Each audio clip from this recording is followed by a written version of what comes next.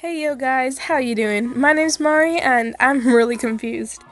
Why is my neighbour actually bat psycho? You're probably wondering, what are you on about? And then I say, well, that's what we're going to be talking about today. So, without further ado, let's get on to the video.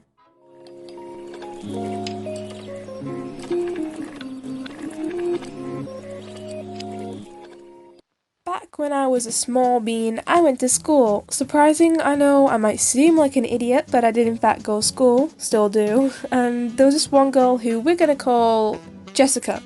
So, we do all know one Jessica, right? Like who's a bit off and just a little bit too eccentric. Anyway, this girl, she's 1 year younger than me. But not only is she in my school, she's also my next door neighbour, which means it's a perfect opportunity for me to, open up and make a friend, right? Well, one day I'm in school, I'm hyping myself up because I got the okay of my mum to invite her to my house, because we're neighbours, like I said. So I saunter up to her and say, "Hey Jessica, would you like to hang out at my house after school? It could be fun, I have biscuits." And this girl, she turns around to me with the audacity of someone who's not going to hold back and tells me that basically, no, I'm weird because her grandma says the lights in our hallway are always on at night and we randomly wake up in the night and we never go outside. We're too different even if we didn't do all that, blah blah blah. And I'm staring at her absolutely gobsmacked because bruh, first of all, what was the last part about? And second, for them to know this, it means they're paying really close attention to my house and what we're doing. And that's just a little bit creepy, it does not pass the vibe check.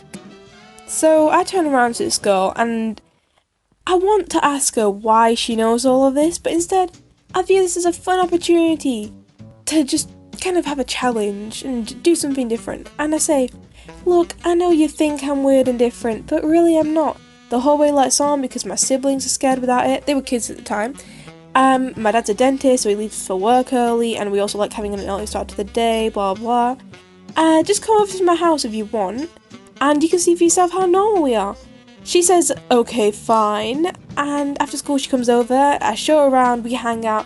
I think it's going great. I don't like her, but I'm happy with how it's going. We play in the backyard on the trampoline, and at the end of the day, she goes home. So the next day, this girl Jessica, she spread a bunch of rumours about me. She said my mother was wearing the worst clothes she'd ever seen, her words not mine. She'd never seen anything as tacky as that, apparently.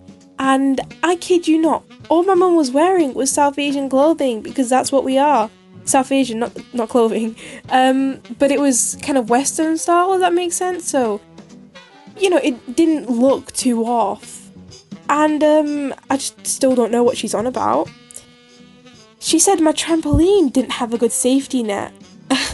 She said she didn't want to try the halal food, and she felt like throwing up when she found out it was halal. By the way, all halal meat is livestock slaughtered in a way that causes minimal pain to an animal. So, what, Jessica? Jessica, what? Anyway, funnily enough, something similar actually happened with another girl in primary school with halal meat and apparently throwing up because of it. But that's a story for another day. So yes, basically Jessica on top of that said a lot of stuff that were blatant lies, and I decided that, you know what, I'm gonna leave it. I'll be the bigger person as long as she leaves me alone, So time goes on, and one day my mother picks me up from school like normal. We walked out the gates and she told me today she was using my dad's car because she didn't want to walk, and she had a license, not we, I can't drive.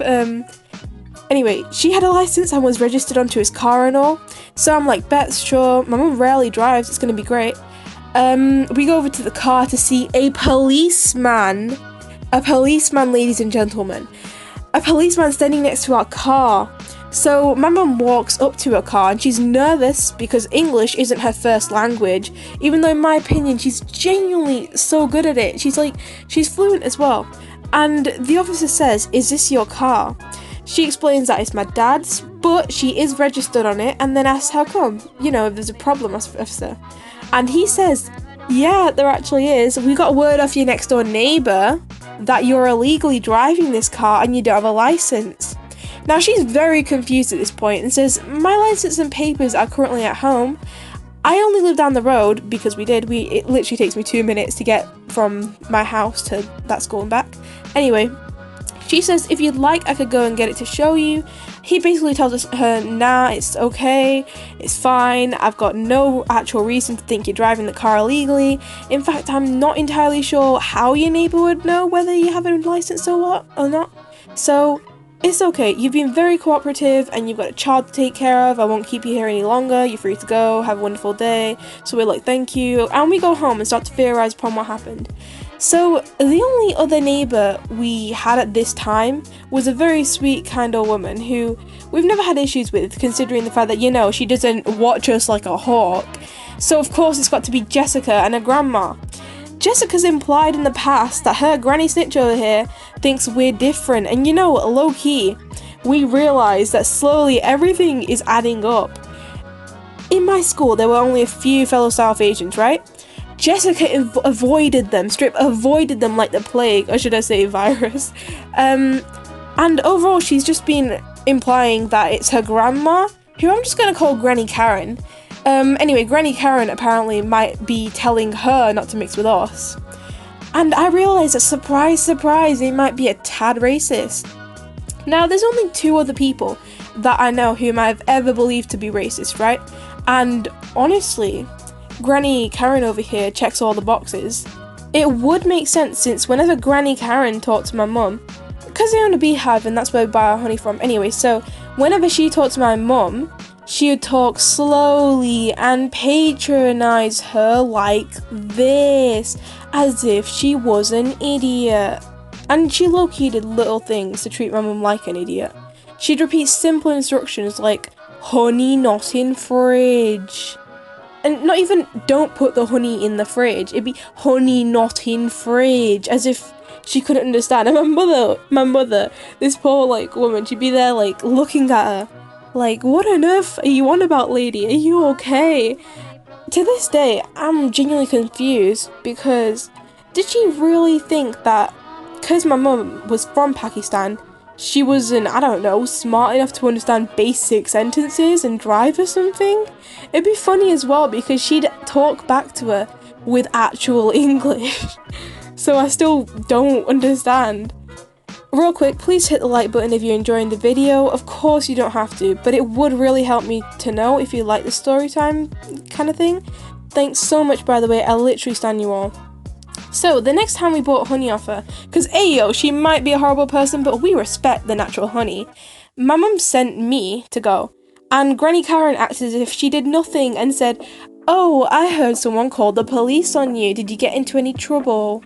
And she did that fake sympathy smile that I've only ever seen white women Karens even do.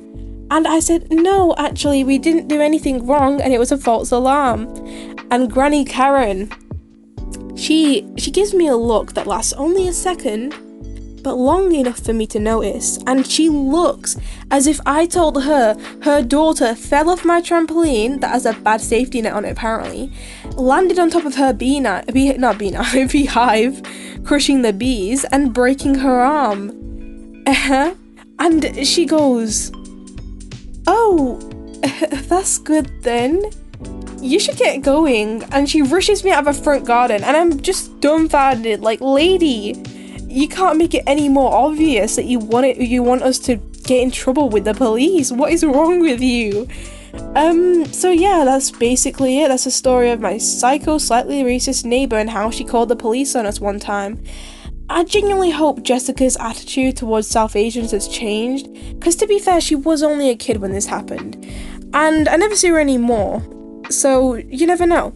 But Granny Karen, please stop watching us through the window whenever we come home. It's weird, you're weird.